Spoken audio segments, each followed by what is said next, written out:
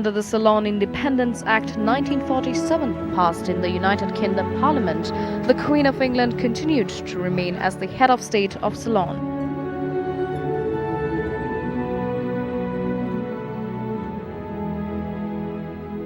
Sri Lanka was freed from the clutches of the British, and the country's flag that was brought down on the 2nd of March 1815 was hoisted again.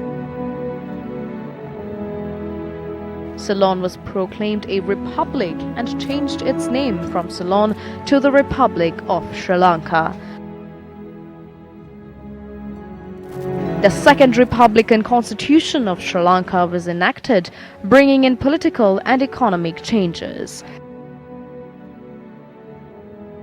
End of the 30-year Civil War.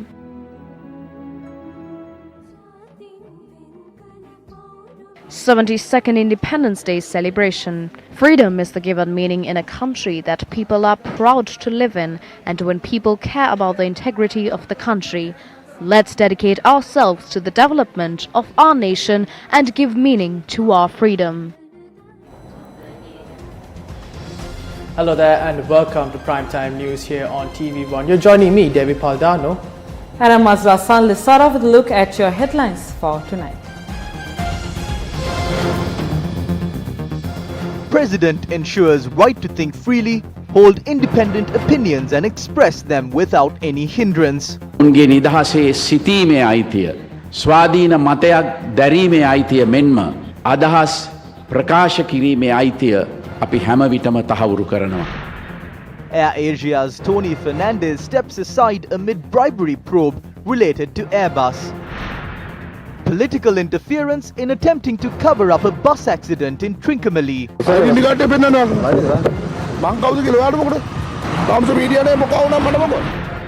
Hong Kong reports its first death from the coronavirus, second outside China. Kabaddi gold medalist receives a 4-year ban by the Sri Lankan anti-doping agency. The 72nd Independence Day celebration was held at the Independence Square this morning. The event was presided over by President Gotabaya Rajapaksa. The Independence Day celebrations began with the arrival of President Gotabaya Rajapaksa. Prime Minister Mahinda Rajapaksa, Opposition Leader Sajith Premadasa and Speaker Karu Jayasuriya also attended the event. The event was also attended by foreign dignitaries and ambassadors. Commander-in-Chief of the Russian Ground Forces, Army General Oleg Salyukov, attended the Independence Day celebrations as a special invitee. Next, we are waiting the arrival of The celebrations began with the arrival of President Gotabaya Rajapaksa.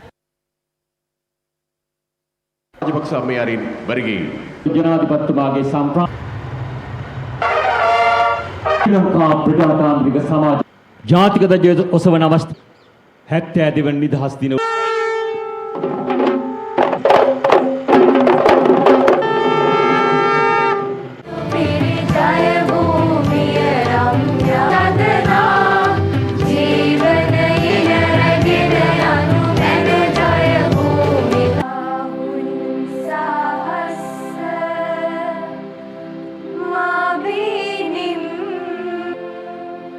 A 2-minute silence was observed in memory of the fallen war heroes. This was followed by a guard of honor for the president. Afterwards, the president was accorded with the 21-gun salute.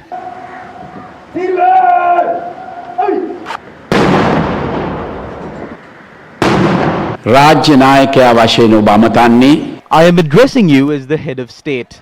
I pledge to strengthen the freedom that you have. Every citizen living in Sri Lanka has the right to live freely and securely. We will always ensure their right to think freely, hold independent opinions, and express themselves without any hindrance. We will always respect the right of any citizen to follow the religion of his or her choice. There are several domains that need to be maintained in equilibrium for democracy to function properly. Maintaining the balance of powers between the executive, the legislature and the judiciary is very important in this regard. There needs to be a clear consensus on the responsibilities of the central government and decentralized authorities in the devolution of power. In a democracy, when the leader is elected following a legitimate process, he becomes the president of all the people of the country. During his term of office, he must serve the entire Sri Lankan people. He is not bound to serve only the interests of the people who voted for him. I have the vision that I must serve as the leader of the country, looking after all citizens, rather than serve as a political leader concerned only about a particular community.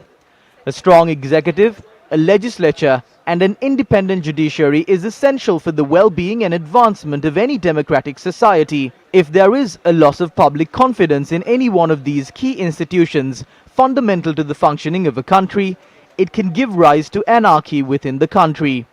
Therefore, all such stakeholders must perform their role with the powers they have been granted for the welfare of the country and for protecting the sovereignty of the people with a national vision. ජාතික දැක්මක් තුළ සිය කාර්යභාරය ඉටු කළ යුතුයි. Now issuing a message to mark the 72nd Independence Day of Sri Lanka, Prime Minister Mahinda Rajapaksa said that the independence faced unprecedented challenges over the past few years. He noted that this is a clear example which demonstrates that achieving freedom and preserving it are two different matters entirely. In a statement, the Prime Minister said, quote, "When you look back upon the 72 years that have passed since we gained independence, we see some cause for satisfaction. Even in the midst of some serious challenges, the system of representative democracy based on universal suffrage has survived in this country. We are ahead of most countries in terms of indices relating to health and literacy. We have a free media and every citizen is assured of his personal safety." End quote. Issuing a message to mark the 72nd Independence Day, leader of the opposition Sajith Premadasa noted that the beating heart of our nation was and has always been the people, and that the people never lost hope even when they were under colonial powers. Premadasa believes that we must remember the heroes and especially the unsung heroes who laid down their lives to ensure our freedom, adding that it is now up to us to ensure that their struggles were not in vain. The opposition leader reiterated the importance of standing against attempts to disunite our people, which ultimately weakens our nation. Meanwhile, issuing a statement, former President Maithripala Sirisena said all patriots who have sacrificed their lives for the freedom of the society will always be praised by the nation. The former president added that all must commit themselves to ensure the security in the country.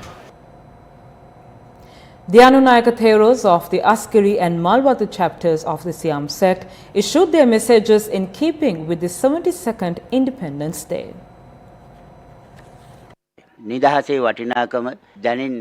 The value of independence would be realized only once it is lost after being independent. The value of the celebration is undermined as a result of lighting crackers at the end of the event. We should think whether we cannot do something purposeful other than spending heavily on these events. I feel that the true value of this event will be realized if it is held at village levels by gathering all villagers to plant a jack tree or to engage in any other fruitful activity on behalf of the future generation. If all villagers can get together and partake in meals, the celebration will be meaningful than national level celebration.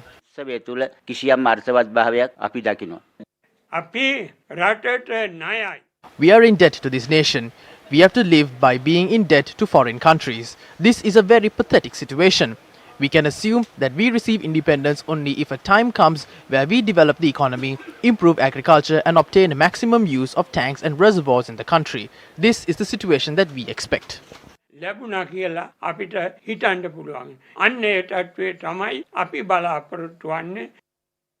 Religious observances were held at the St. Mary's Church in Bambalapitiya to mark the 72nd Independence Day celebrations. The religious observances were conducted by Archbishop of Colombo, His Eminence Cardinal Malcolm Ranjit. Independence is not what we need, it is what we have to do. Independence is required to make things better. When we look at what has happened in the recent past, it is clear that we have done things which resulted in the downfall of the rule of law. Religious observances were also held at the Juma Masjid in Kolpiti.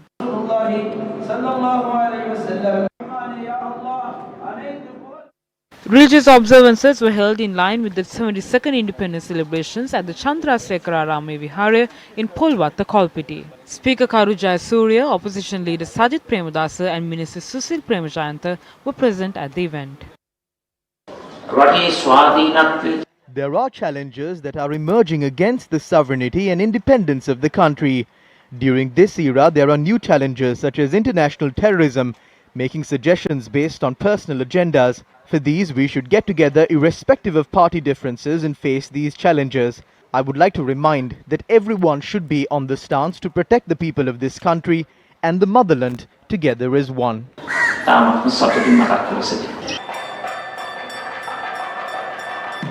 Meanwhile, religious observances were also held at the Sri Bhadrakali Amman Kovil in Colombo 6.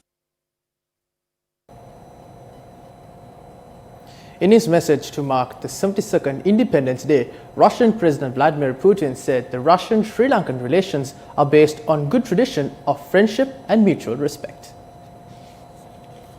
The statement read that he is convinced that the further development of the constructive bilateral dialogue and fruitful cooperation in various fields meets the fundamental interests of our people and is in line with the strengthening of regional security and stability. Congratulating Sri Lanka for celebrating its 72nd anniversary of independence, the United States said it looks forward to deepening ties with the South Asian island nation. In a press statement issued, Secretary of State Mike Pompeo said the United States steadfastly supports Sri Lanka's vibrant democracy and its sovereignty, as the relationship between the two nations is based on common democratic values and both countries share a commitment to ensure the peace in the Indo-Pacific region. Meanwhile, His Majesty Sultan Haitham bin Tariq has sent a cable of congratulations to President Gotabaya Rajapaksa of the Democratic Socialist Republic of Sri Lanka on the occasion of our country's independence anniversary.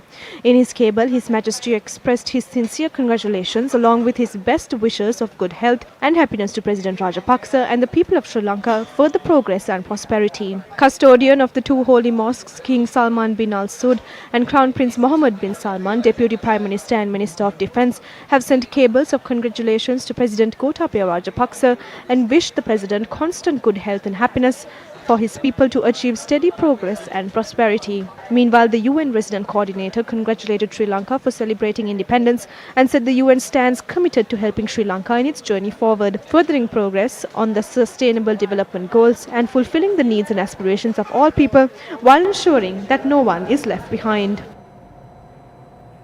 A naval spectacle took place at the Golfers Green in Colombo today, keeping with the Independence Day celebrations.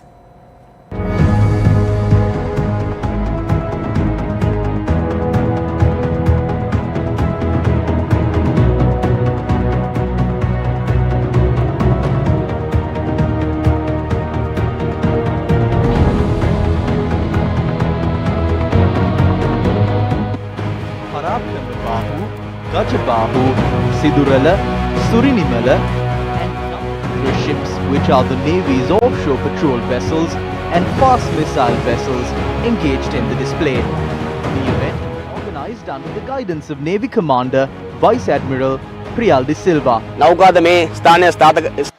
We stationed these ships in keeping with the 72nd Independence Day celebrations.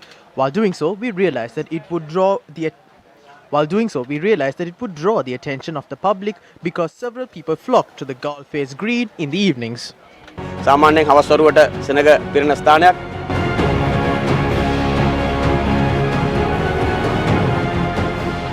The display carried out by the Marine Corps, which protects all corners of the country, gave the general public an understanding of Sri Lanka's naval strength. The fast missile vessels which were on display today are capable of shooting down an opposing sea craft 20 kilometers from its location.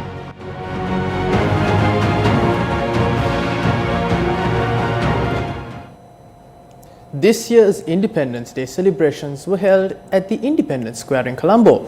Now, Newsfirst Senator Senanayake filed this report on the rich history of this monumental location.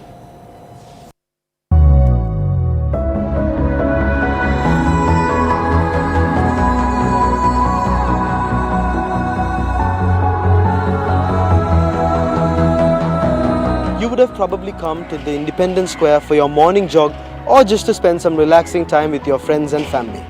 But have you ever paused and thought about the significance of this location? Well, if you ever did, here are the reasons why. The Independence Memorial Hall was built to commemorate the independence of Sri Lanka from British rule in 1948. The independence was declared by the British government its colonies, and Sri Lanka was one of them. And during that time, the national leaders, ignoring caste, creed and ethnicity, they wanted to celebrate this great event of relieving from the British domination, and leaders wanted to have this event in Colombo in grand scale. They started negotiating as in what manner it should be performed in Colombo, and majority decided that there should be a permanent monument in Colombo.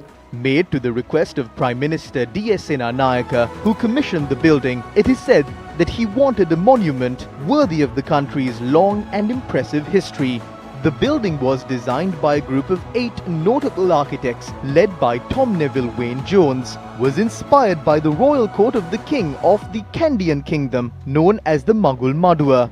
The lion statue you see behind me are the exact recreation from the 13th century Yapawa kingdom.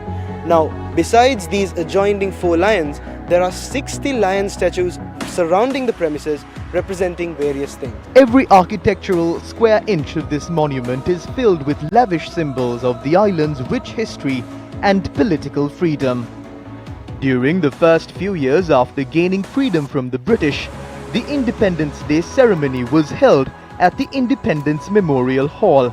It served as a ceremonial assembly hall for the Senate of Ceylon and the House of Representatives of Ceylon until the Parliament was moved to the new parliamentary complex. The hall is an open-sided rectangle with ornately molded cement columns and a tiled hip roof with statues of seated lions surrounding it, used for ceremonial occasions, and in its basement, the Independence Memorial Museum. On a day like this, 72 years ago, Sri Lanka got its independence from the British. And today, the Independence Day ceremony was held under the auspices of President Gotabaya Rajapaksa at this very location. The Independence Square premises is an iconic landmark in the city of Colombo. And as Sri Lankans, it is important that we understand what it is and preserve it. I am Senita Senanayake reporting for Newsfirst.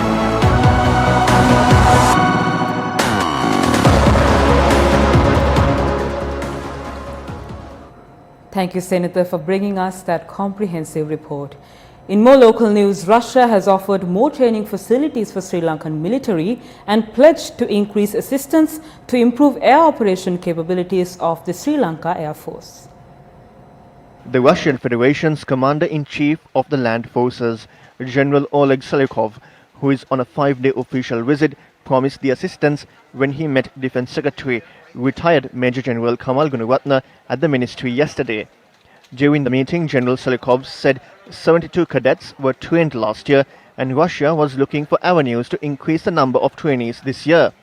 He said the Russian government would also look forward to increase air operation capabilities of the Sri Lanka Air Force. General Selykov also expressed Russia's willingness on counter-terrorism cooperation and intelligence sharing between 2 nations. Major General Gunaratne said Sri Lanka was grateful to the Russian government for being supportive to defeat terrorism and to withstand post-war pressure posed in various international forums to tarnish the image of the Sri Lankan government. General Selykov commended the counter-terrorism capabilities of the Sri Lankan military and agreed to share counter-terrorism expertise of both countries in the future. AirAsia's Chief Executive Officer Tony Fernandes and Chairman Kamaruddin Merinan stepped down from their positions today. Now, they had relinquished their positions to support an ongoing investigation into allegations that Airbus had paid a bribe of $50 million to AirAsia. Issuing a communique, Tony Fernandes, Kamaruddin Merinan said they stepped down temporarily to allow the investigations to take its course. The Malaysian Anti-Corruption Commission has launched an investigation into the incident with the support of the United Kingdom Serious Fraud Office. Meanwhile, Kapila Chandusena and his wife are alleged to have misappropriated a sum of $2 million during transactions with Airbus to purchase 10 aircraft for Sri Lankan Airlines. They are alleged to have deposited the money to a bank account in Australia. Fort Magistrate Ranga Dissanayake issued an arrest warrant on both individuals yesterday. Kapila Chandusena held office as the Chief Executive Officer of Sri Lankan Airlines from the 1st of August 2011 to January 2015. There was an individual called Dias at Sri Lankan Airlines. He was the business partner of a former national cricketer named Silva. Now there is a connection between this cricketer and the former CEO of Sri Lankan Airlines.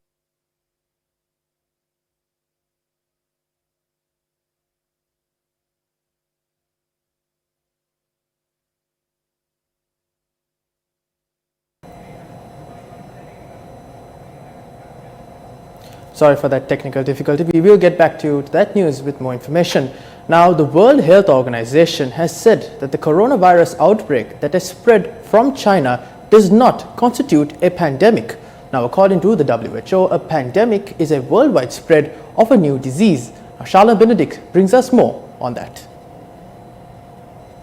Now, the spread of the coronavirus, according to Chinese authorities, has increased by 18% in China. Now, the total number of deaths that were reported in China alone due to coronavirus infections stands at 425. Now, the coronavirus is not just limited to China, as we all know. Many cases have been reported from across the world. However, one additional death due to coronavirus infection was reported from Hong Kong. Now, the 39-year-old victim in Hong Kong had traveled in the city of Wuhan last month. This is the second death due to the coronavirus that has been reported outside of China. The number of coronavirus infections is significantly high in China, standing at 20,483. Now, in Japan, there have been a relatively less number of cases. 20 cases have been reported from Japan, which is the second highest. In Thailand, there have been 19 cases that have been reported. In Singapore, 18. South Korea, 15 cases of coronavirus infections have been reported. In Australia, 12. Germany, 12. And 11 cases of coronavirus infections have been reported from the United States.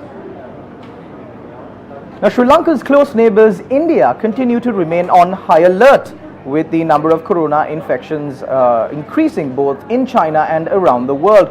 The city of Kerala has taken a first step in declaring the coronavirus a disastrous outbreak in the province.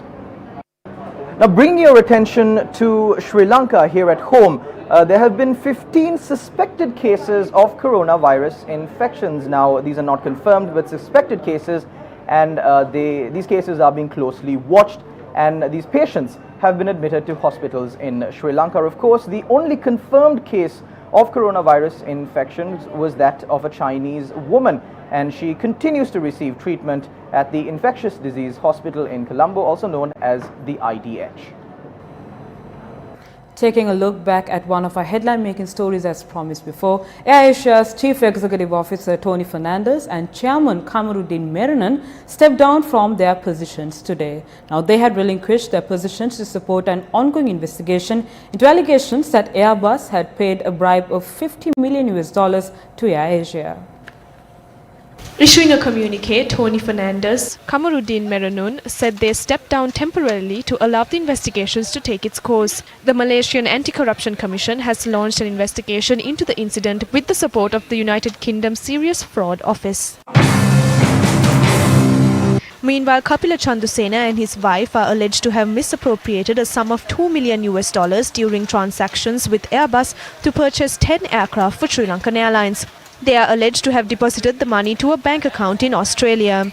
Fort Magistrate Ranga Dissanayake issued an arrest warrant on both individuals yesterday. Kapila Chandusena held office as the Chief Executive Officer of Sri Lankan Airlines from the 1st of August 2011 to January 2015.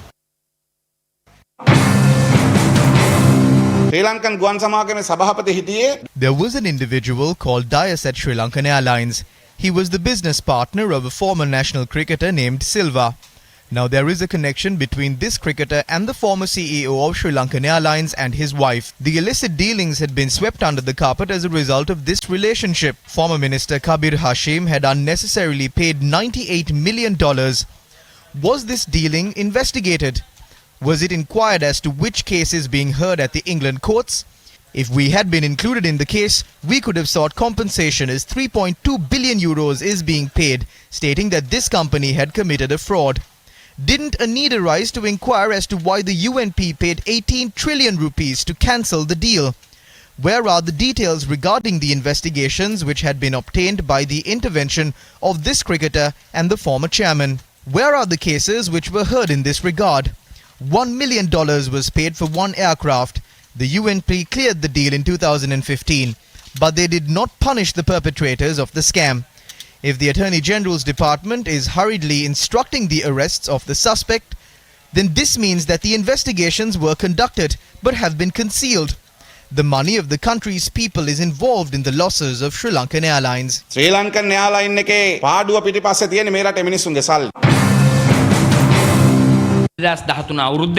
In 2013, Mahinda Rajapaksa was the president.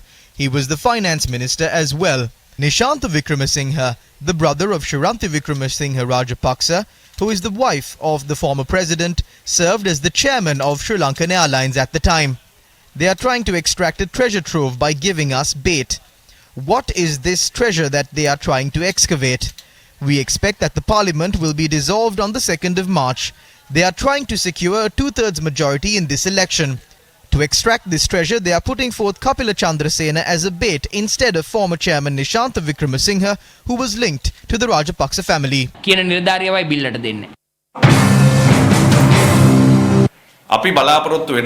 How many politicians received commissions as a result of these dealings? How many officers are there? The public are eagerly waiting to uncover the names of these individuals after questioning and carrying out investigations. This deal was not exposed through investigations in our country. Instead, it was exposed by the investigations into bribes paid by Airbus to countries such as the US, France and Britain. The judicial sector, including the Criminal Investigations Department, have a responsibility to trap this corrupt circle and serve justice to the people. මේ රටේ ජනතාවට සාධාරණයක් කරන්න කියලා මේ අවස්ථාවේදී. Now taking a look at some tragic news, a woman learning to drive a three-wheel died in an accident that occurred along the Bibila Mahiyangana main road today.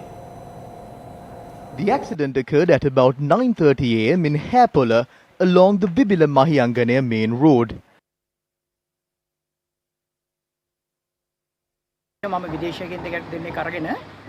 I was taking two foreigners from Galloya to Haputale.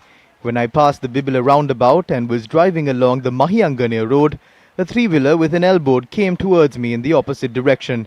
Then it suddenly cut across the road and collided with my vehicle. I had no time to do anything. The instructor who was travelling in the three-wheeler at the time was also injured. Our correspondent said that the victim who died from the accident, Umeshika Gunatilaka, was a 26-year-old woman who married just 4 days ago. Police have arrested the driver of the vehicle and are carrying out further investigations. A bus heading towards Trincomalee from Colombo met with an accident in Canton today. Police suspect that the bus had veered off the road in Canton after the driver had fallen asleep. An individual claiming to be the son of Sri Lanka Freedom Party Trincomalee's district organizer Aryawati Galapatti had obstructed a provincial correspondent who had visited the scene of the incident.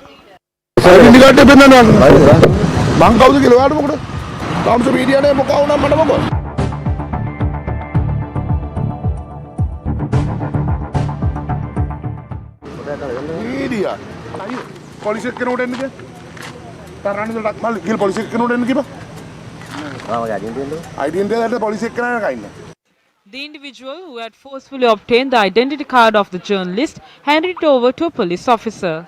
He warned the police officer to avoid granting permission in order to obtain video footage at the scene of the incident.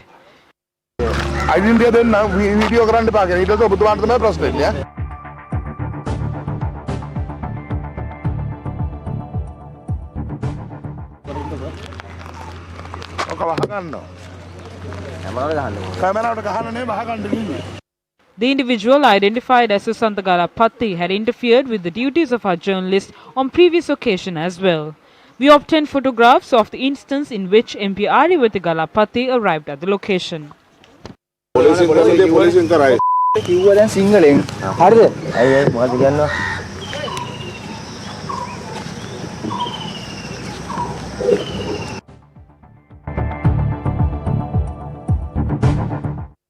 The president of the Trincomalee District Private Bus Operators Association alleged that 7 buses registered under the names of Aryawati Galapathi's relatives are operating along the main road. There are several buses operating along the Trincomalee-Colombo route since 2017 without permits. I have informed the police, National Transport Commission, Road Passenger Transport Authority and even the Human Rights Commission regarding this matter. However, no action has been taken. I am disturbed by this. It is difficult to pay compensation if these passengers are knocked down by these buses. I have proof. I have sent them through registered post. They do not abide by the law. The problem is we do not know under whose influence that these individuals take the law into their own hands. Our efforts to contact Aryawati Galapathi proved futile. Senior DIG M.R. Latif, who was a founding member of the Police Special Task Force, retired after a 41-year-long illustrious career today. He was trained by the British Special Air Services or SAS on many areas including counter-terrorism and VIP protection. After being appointed as the commander of Sri Lanka's Special Task Force in 2016, he was also appointed as the Senior DIG of the Crimes Division, the Organised Crimes Division and the Narcotics Bureau. M.R. Latif played a special role in leading groups against narcotics and organised criminal groups. As an old boy of Royal College Colombo, Latif represented his alma mater in rugby, cricket and football. The retiring SDF Commander, who has served in the Executive Board of State Intelligence Service and Foreign Intelligence Units, has also functioned as the first secretary at Sri Lanka's foreign missions.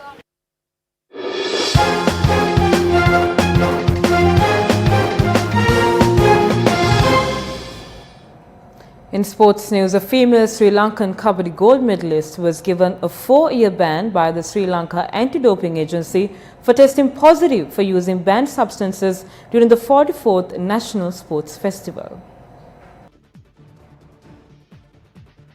The 44th National Sports Festival was held in Polonnaruwa in 2018 and urine samples of the players were sent to a laboratory in New Delhi for tests. According to the test results, which were sent to Sri Lanka on the 18th of January 2019, it was proven that the female Kabaddi player tested positive for using furosemide and diuretic, which are classified as banned substances. The female player was given a temporary suspension until the disciplinary committee of the Sri Lanka Anti-Doping Agency reached a decision. However, she was not subject to a B sample test. Nevertheless, based on the recommendations of the disciplinary committee of the Sri Lanka Anti-Doping Agency, the female player was given a 4-year ban effective from the 12th of December 2018 to the 11th of October 2022. And that's the wrap of this edition of Primetime News. For the news was team Mazra San. And my name is Devi Paldan. Take care and good night.